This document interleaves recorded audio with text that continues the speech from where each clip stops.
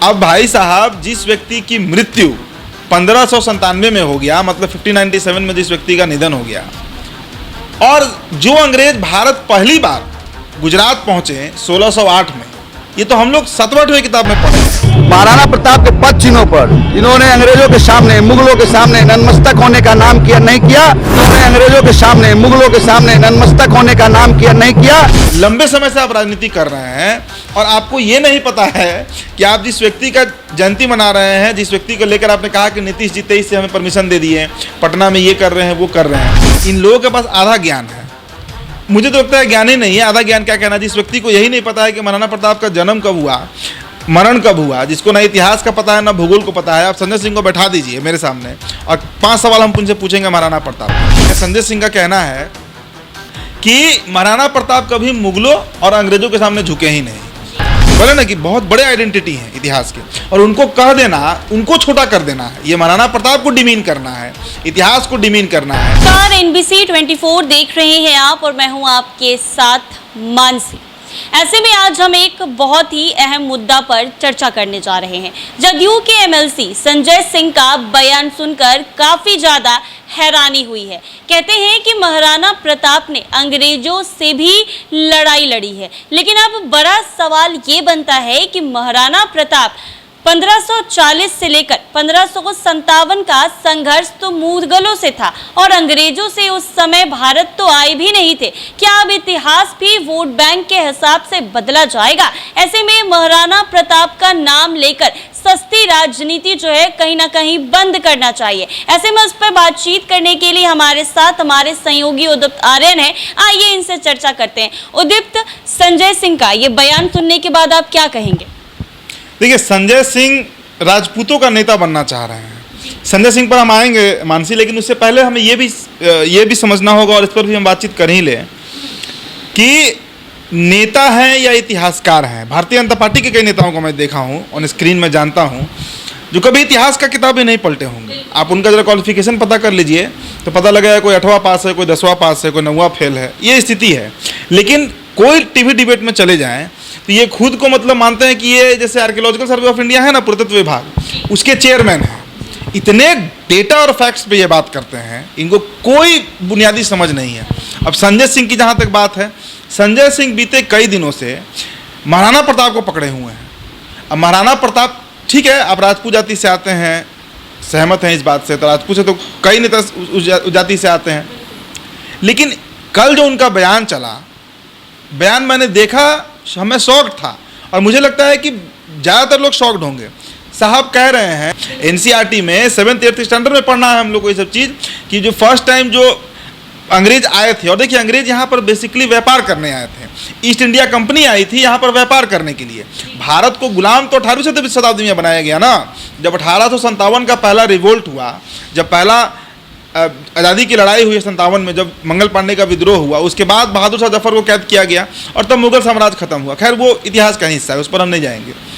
मसला ये है कि जिस व्यक्ति का जन्म हुआ 1540 में, जो व्यक्ति जीवन भर लड़ा, मतलब मुगलों के खिलाफ, मेन उनका लड़ाई अकबर से था, हल्दी घाटी का युद्ध हुआ, कई कहानियां हैं महाराणा प्रताप की लड़ाई मुगलों से, अकबर से थी, ना कि अंग्रेजों से।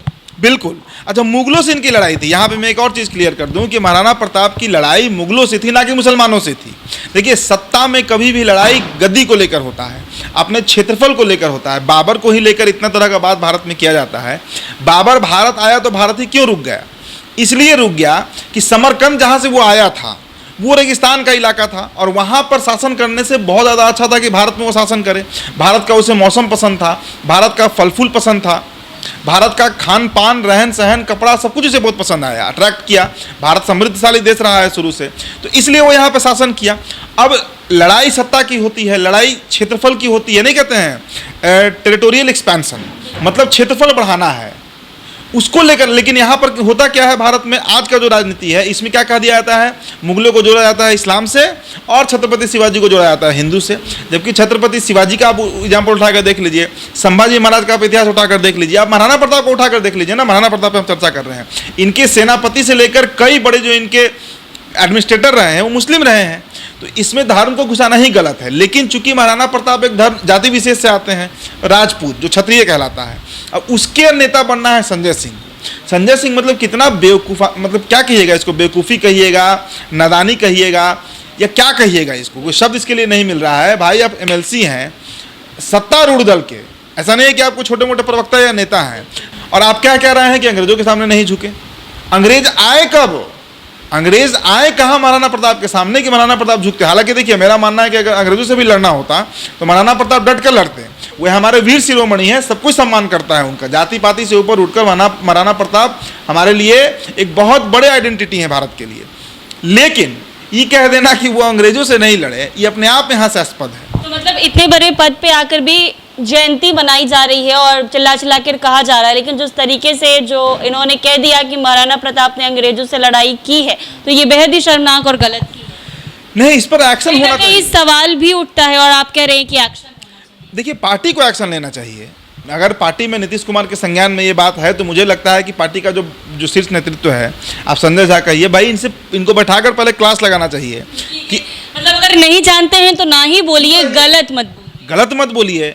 कहते हैं ना कि आधा ज्ञान बहुत खतरनाक होता है। नहीं पता होगा। नहीं पता होगा, मैं दावे के साथ कहता हूँ नहीं पता होगा। देखिए हम लोग थोड़ा महाराणा प्रताप के बारे में इतिहास के छात्र रहे हैं, हम लोग कमीशन के तैयारी में भी पढ़े हैं, तो थोड़ा मोड़ा जानते ही हैं। अभी मैं खुद विशेषज्ञ नहीं हूँ, इसलिए मैं बहुत इतिहास पर नहीं जाऊँगा, लेकिन इतना मुझे पता है कि हल्दी घाटी की युद्ध कब हुई थी, अकबर से कितने बार महाराणा प्रताप लड़े, कैसे उन्होंने भीलों की सहायता से युद्ध लड़ी, बहुत।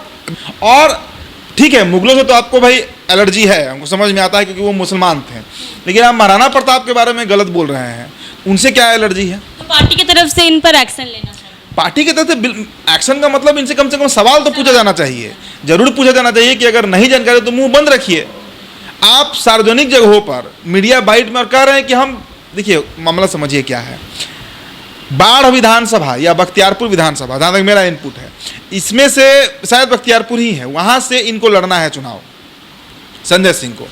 और संजय सिंह वहाँ से चुनाव लड़ने के लिए सारी तैयारी उसी के लिए चल रही है, जहाँ तक मेरे पास इनपुट हो सकता है मैं गलत भी हूँ, लेकिन मेरे पास जो इनपुट है ये विधानसभा को लेकर ये सारी तैयारी चल रही है। चुनावी साल है बिहार में, तो विधानसभा चुनाव इनको लड़ना है और उसके लिए ताकत दिखाना है। तो ताकत कैसे दिखाएंगे?